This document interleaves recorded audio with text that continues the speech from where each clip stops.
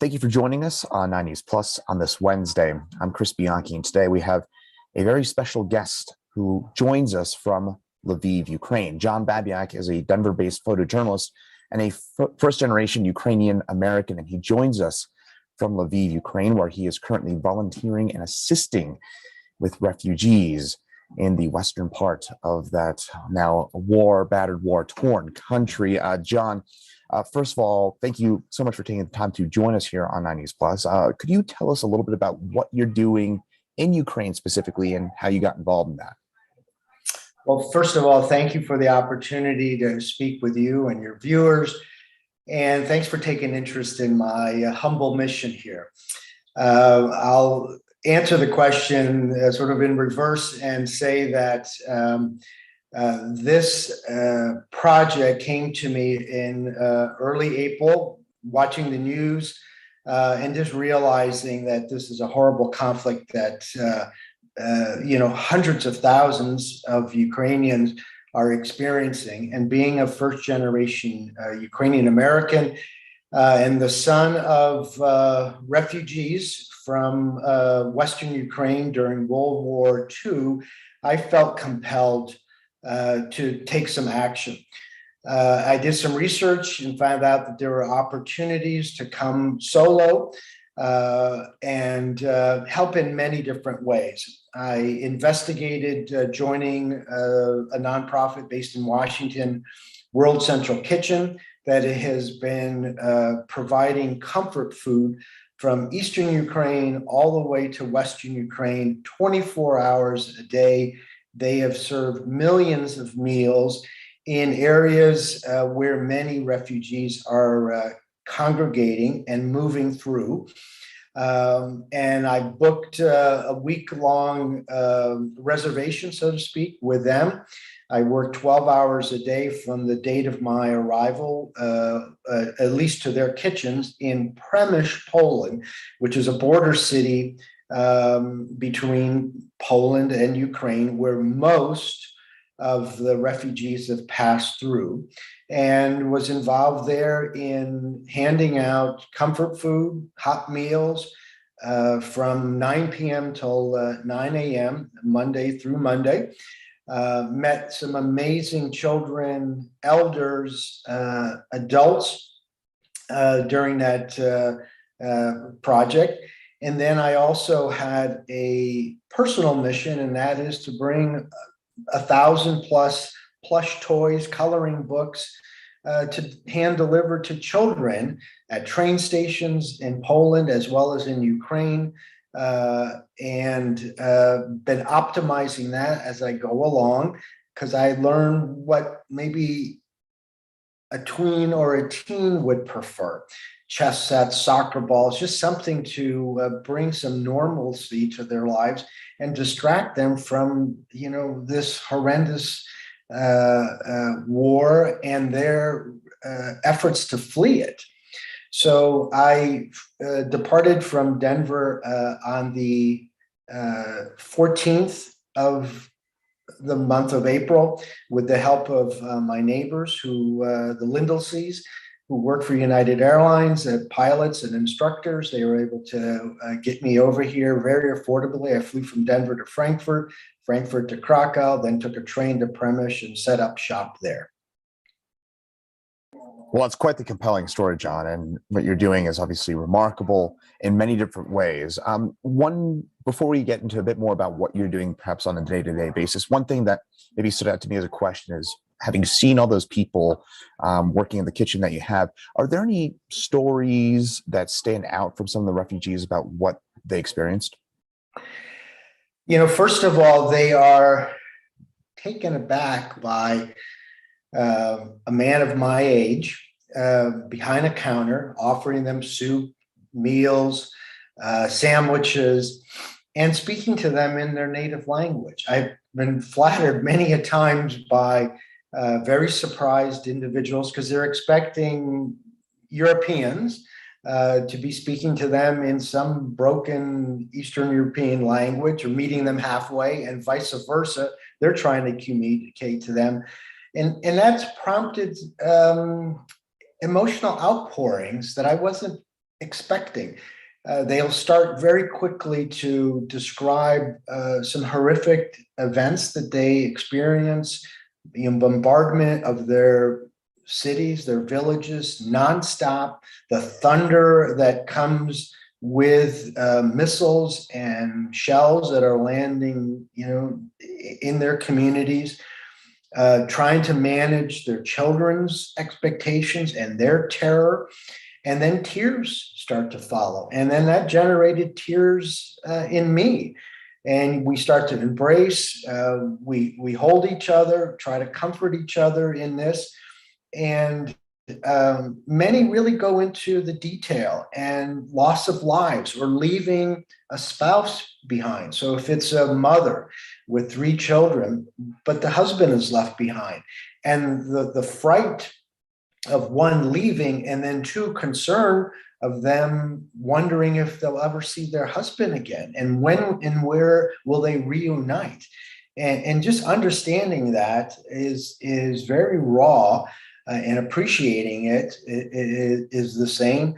And when you witness this first person and you see them tremble, express their emotions through tears, and that grief, I realize I'm in the right place at the right time to, as a compassionate human being, to attempt in a very small way to assist these people in their transition to find safety and maybe a new host nation to take them, to adopt them.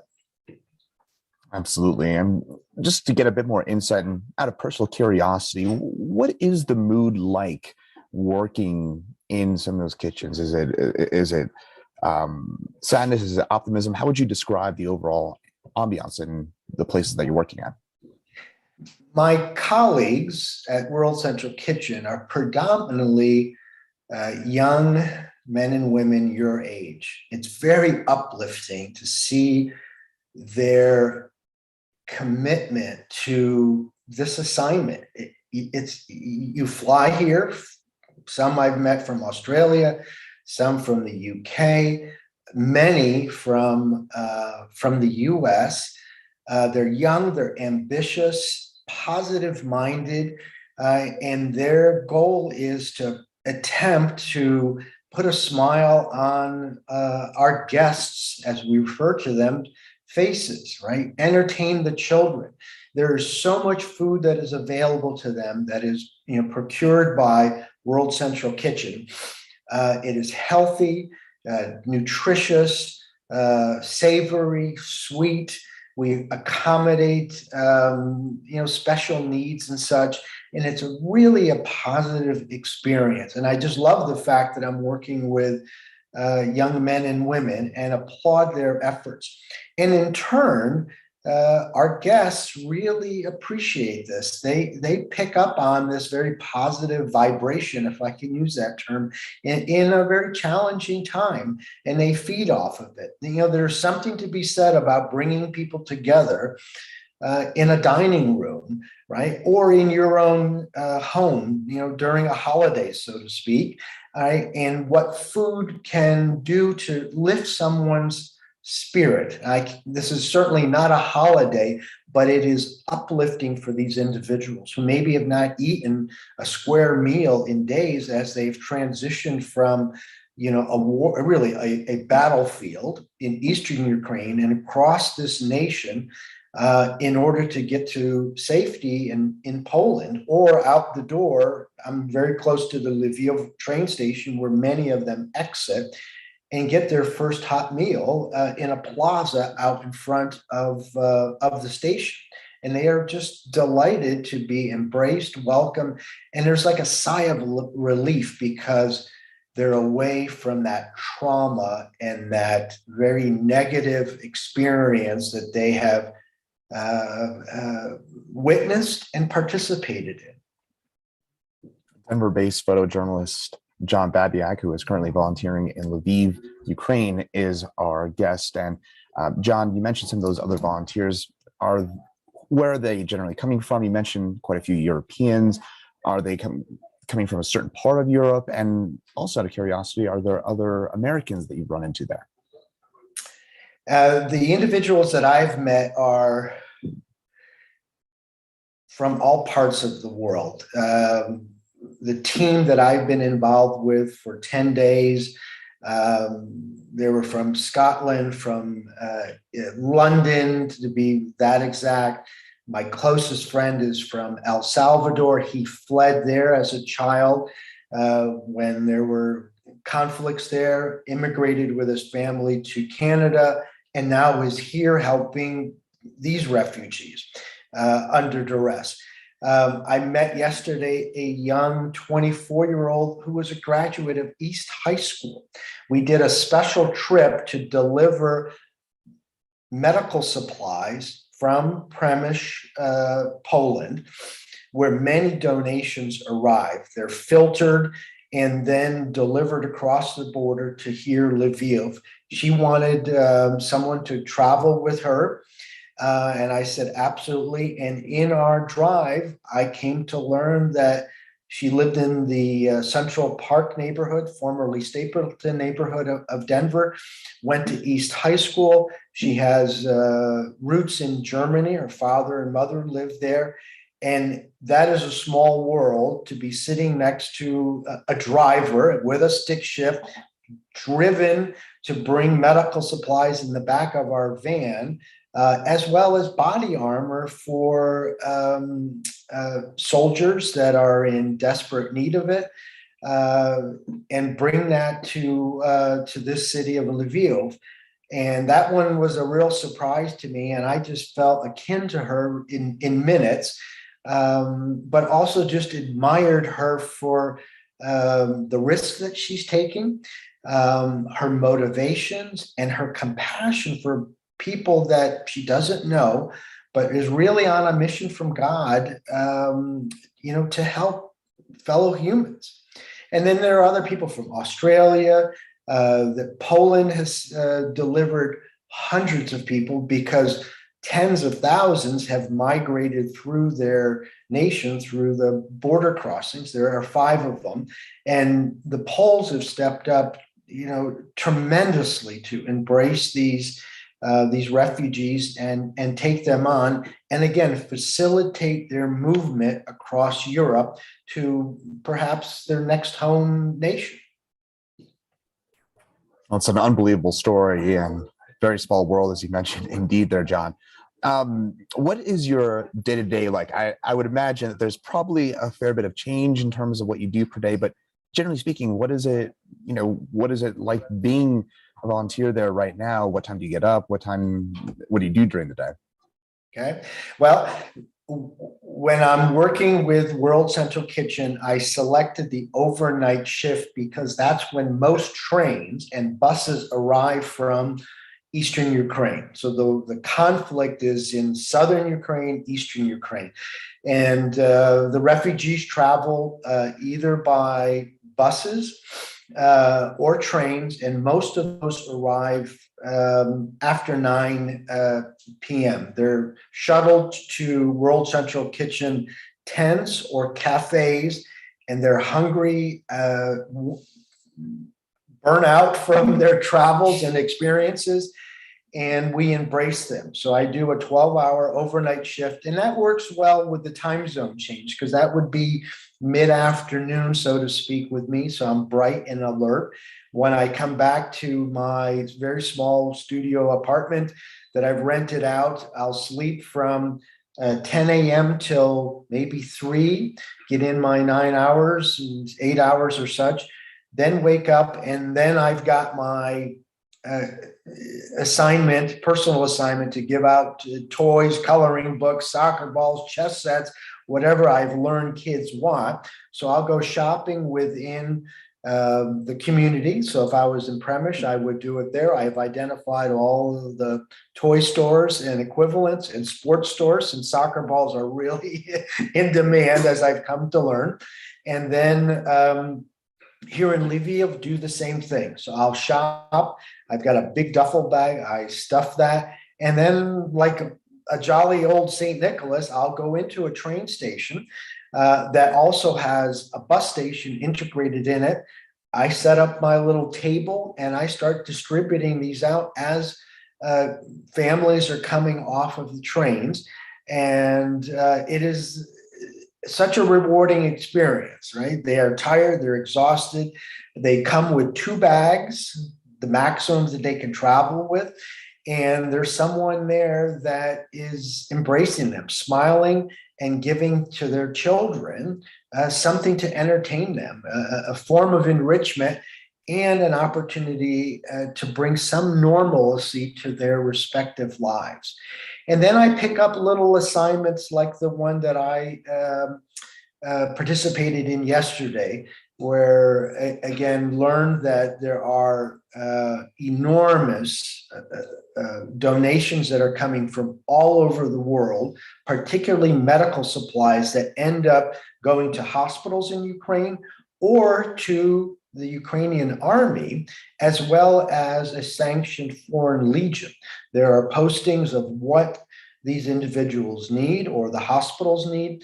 They get around on social media, so to speak, and then start to arrive. But they arrive in Poland, but they need to be transported ultimately to Ukraine. So there are these shuttle services, so to speak, where the vans are cargo vans are packed with these items. We cross the borders and then link up with other transportation vans and individuals that will take these much needed supplies deeper into Ukraine and ultimately to their destination. So that's kind of the mix of what I've been doing. Sounds like you're keeping yourself quite busy and doing a lot of great things there, John. I guess one question is, you mentioned you renting out your apartment. How long do you plan on staying there and doing this? My commitment, personal commitment, is 30 days. I have a very small GoFundMe account that enables me to procure the items that I want to personally deliver to children. And every day there are contributions made, and as long as those keep coming in, it motivates me to find those stores and buy those items and keep giving. Once it's exhausted, there are plenty more things to do here. I can continue to work with World Central Kitchen. I can become a driver of these supply vans that are shuttling between Poland and Ukraine. I can volunteer in the Children's Hospital. You know that I am a longstanding volunteer at Denver Health Hospital. I volunteer in the intensive care unit for children, as well as their general pediatrics ward. And Lviv has a sizable children's hospital. And being bilingual, and can wear a clown's outfit, so to speak. I can be the next Patch Adams. I've been investigating whether or not that might be the next role for John Babiak here in Lviv, and that is just to sit with kids and read with them and play with them and get their minds off of this horrific event. John, and by the way, we are going to display the GoFundMe that you have to buy toys for some of those affected children. John Babiak, we really appreciate a few minutes of your time, and also just the notable service that you're doing over there in volunteering and helping so many people in such a difficult time, and what I would imagine would be a very difficult time for all those people over there in Ukraine.